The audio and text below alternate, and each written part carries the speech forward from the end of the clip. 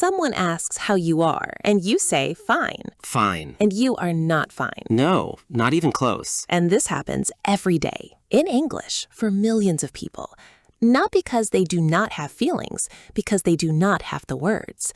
And so everything, the exhaustion, the worry, the loneliness, the quiet sadness of a Tuesday that was harder than it should have been, gets compressed into one word. Fine, and fine does not carry any of it. Today, we give you what fine cannot carry, the real English of how you actually feel.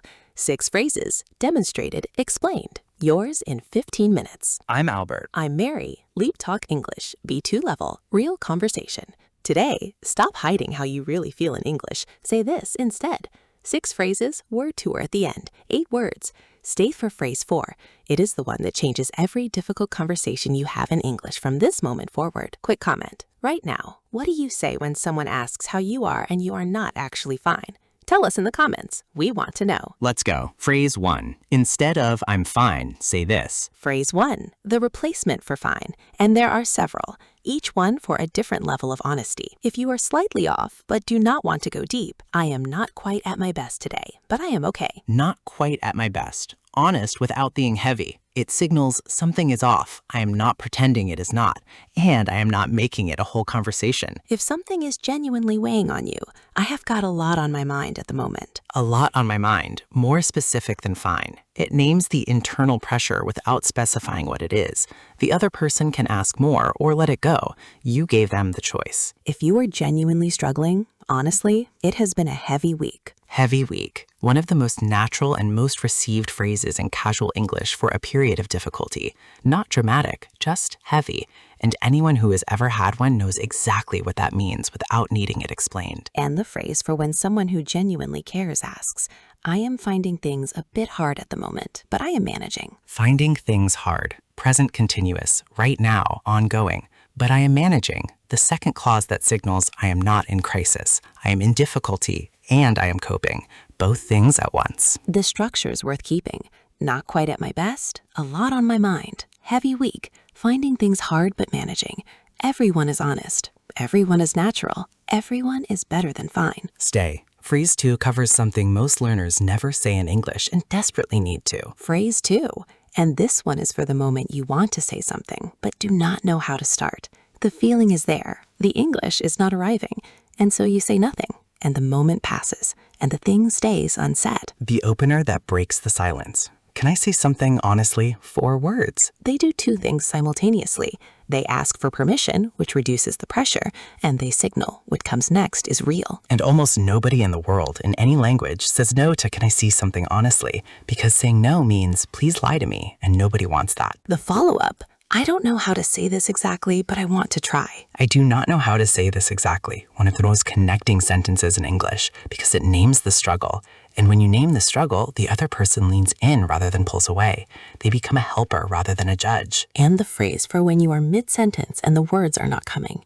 Give me a second. I know what I want to say. I just need to find it. Not apologizing for the pause, claiming it. I know what I want to say. I just need to find it. The confidence of someone who trusts themselves to arrive at the word, even if it takes a moment. The 3 openers for 3 kinds of silence. All natural, all brave, all better than saying nothing. Phrase 3. The one for when someone has hurt you and you have never had the English for it. Phrase 3. And I want to say right at the start, this one takes courage because it requires you to say something true to someone who may not want to hear it. The situation. Someone has said or done something that affected you, and in the past, you would have smiled and said, it is fine, and carried it home, and it was not fine. The sentence. I want to be honest with you about something, and I'm saying it because I value this. 2 parts.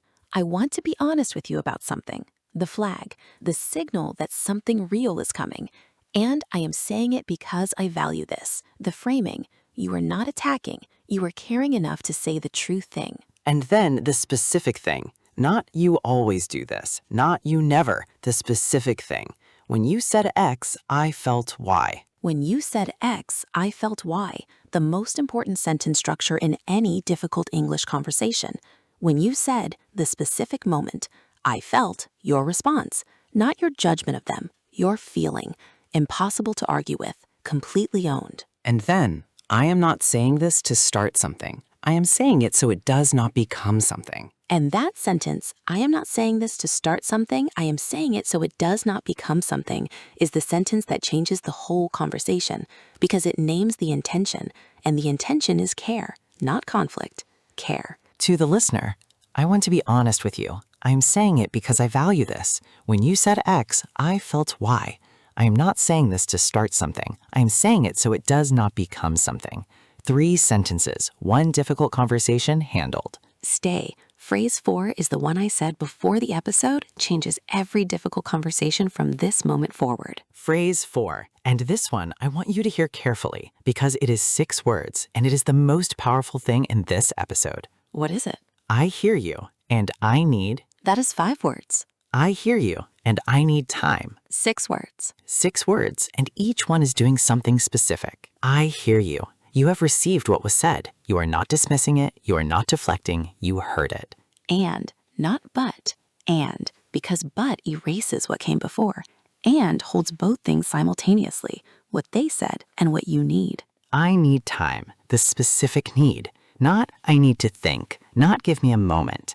I need time, a real, legitimate human need, not a delay tactic, an honest request. And the full version, when a conversation is escalating and you need to pause without abandoning it, I hear you and I need time before I can respond to this well. Can we come back to it? Can we come back to it? The commitment that the pause is not an ending. You are not walking away from the conversation. You are protecting it. I hear you and I need time. Can we come back to it? 9 words that keep more relationships intact than almost any other sentence in English. To the listener, the and instead of but, write this down. In any difficult conversation, replace every but with and. The conversation changes completely. I understand what you mean, but I disagree, closes. I understand what you mean, and I see it differently, opens. 1 word, everything different. Phrase 5, the language of asking for help, the thing most people in English cannot say. Phrase 5, and this one, more than any other, I think people need most, because asking for help in English is one of the hardest things to do, especially in a second language, where the vulnerability is already high, and the words feel even further away than usual. The direct version, I could really use some support right now. Could really use. The conditional makes it slightly softer. Not I need, which can feel demanding. I could really use. I'm in a place where this would genuinely help me. The specific version, I am not looking for advice. I just need someone to listen. And this sentence, this specific sentence, is one of the most important things you can say to someone you trust because it tells them exactly what kind of support you need.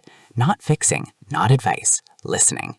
And when someone knows what you need, they can give it. And when they give it, you actually receive it. The vulnerable version, I am not okay right now, and I do not want to pretend I am. 11 words, and every one of them is an act of courage. I am not okay, the truth, right now, the timing, and I do not want to pretend I am, the refusal to perform wellness. Together, one of the bravest sentences in any language. To the listener, I could really use some support right now. I am not looking for advice. I just need someone to listen. I am not okay right now, and I do not want to pretend I am. 3 levels of asking for help, all natural, all real, all better than saying nothing and carrying it alone. Last phrase, stay, because this one is not for the difficult moment. It is for after, and it is just as important. Phrase 6, because every difficult conversation, every honest admission, every boundary, every ask for help needs a close. And the close matters as much as the opening. Because how you leave a difficult conversation determines whether the next one is possible. The warmth close. I am glad we talked about this. 5 words. After anything hard, after anything honest. I am glad we talked about this. It names the conversation as something valuable, not just something survived, something worth having had. The repair close. We are okay. 2 words. Present tense. Collective. We, both of us, are okay. Right now. Not everything is resolved, not I forgive you, just we are okay. And okay, right now, is enough. The gratitude close. Thank you for hearing me. And this one, thank you for hearing me, is the one most people forget. After someone has listened to something difficult, after someone has received something you were afraid to say, acknowledging it, thank you for hearing me. Not just listening, hearing. The distinction, already covered in a previous episode, is the whole difference. I am glad we talked about this. We are okay. Thank you for hearing me. 3 closes for 3 kinds of difficult conversations. All warm, all real. All the language of someone who values connection enough to be honest in it. 6 phrases. Instead of fine, say what is actually true. Instead of silence, open the door. Instead of pretending, say the specific, honest thing. The 6 words that protect every relationship. Instead of struggling alone, ask for what you actually need. And after the hard conversation, close it with warmth. And none of these require a high English level. They require something harder than that. The willingness to say the real thing. You have the words now. Say the real thing. Word tour. First word, honest. Honest means truthful and sincere, saying what is actually true rather than what is convenient or safe. In the context of today's episode, being honest in English is not just a moral quality, it is a vocabulary skill. Having the words for the honest thing is what makes honesty possible. For example, she had always been honest in her native language. It came naturally. The words were always there. In English, she became vague, non-committal. Fine. The honesty was still there. The vocabulary for it was not. Repeat. Honest. Honest. Next, genuine. Genuine means truly what it appears to be, real rather than performed. A genuine response is one that comes from actual feeling rather than social reflex. The difference between fine and heavy weak is the difference between a performed response and a genuine one. For example, his response was genuine in a way that made her stop. Not the automatic fine, not the reflexive smile, but something real that she had not expected, and that made the whole conversation shift. Repeat, genuine. Genuine. Next, vulnerable. Already covered, but in the context of this episode, it carries a specific weight. Every phrase we gave you today required vulnerability. Saying, I am not okay. Saying, can I be honest? Saying, I could really use support. All of them are acts of opening, of making yourself visible to another person in your actual state. That is vulnerability, and it is worth it. For example, the vulnerable sentence was the hardest to say. I am not okay, and I do not want to pretend I am. And also the one that produced the most real response. The honesty met honesty. Repeat. Vulnerable. Vulnerable. Next, weighted. Already covered, returning here because in the context of difficult conversations, intentional communication is the opposite of reflexive communication. Saying fine is reflexive. Saying heavy weak is intentional. Choosing the honest phrase takes a fraction more time and produces an entirely different conversation. For example, she had started being intentional about how she answered how are you. Not always going deep, but never going automatic. Not quite at my best instead of fine. The difference was small. The effect was not. Repeat. Intentional. Intentional. Next, acknowledge. To acknowledge means to recognize and accept that something is real. In difficult conversations, acknowledging means naming what the other person said or felt before responding to it. I hear you is an acknowledgement. It says, what you said has been received. It exists. I am not dismissing it. For example, the acknowledgement changed everything. He had expected argument, defense, counterclaim. What he received was, I hear you. And the absence of resistance made the conversation possible in a way that resistance would have prevented. Repeat, acknowledge. Acknowledge. Next, precise. Precise means exact and accurate, using the exact right word rather than an approximate one. Heavy weak is more precise than bad weak. Finding things hard but managing is more precise than struggling. Precision in emotional language is what makes the other person feel genuinely understood rather than just generally heard. For example, the precision of the phrase was what made it land. Not I am upset, which could mean anything, but when you said that, I felt overlooked. The specificity carried the feeling exactly. Repeat. Precise. Precise. And our final word, repair. Repair means to restore something that has been damaged. In relationships, repair is the work of coming back together after something hard. We are okay is repair. I am glad we talked about this is repair. Thank you for hearing me is repair. Every difficult, honest conversation that ends with warmth is an act of repair. And repair, done consistently, is what makes relationships last. For example, the repair had happened not in the grand gestures, but in the small ones. The I am glad we talked, the we are okay, the ordinary warmth after something difficult, and the relationship after it was stronger than before the difficult thing. Repeat, repair, repair, 8 words. Honest, genuine, vulnerable, weighted, intentional, acknowledge, precise, repair.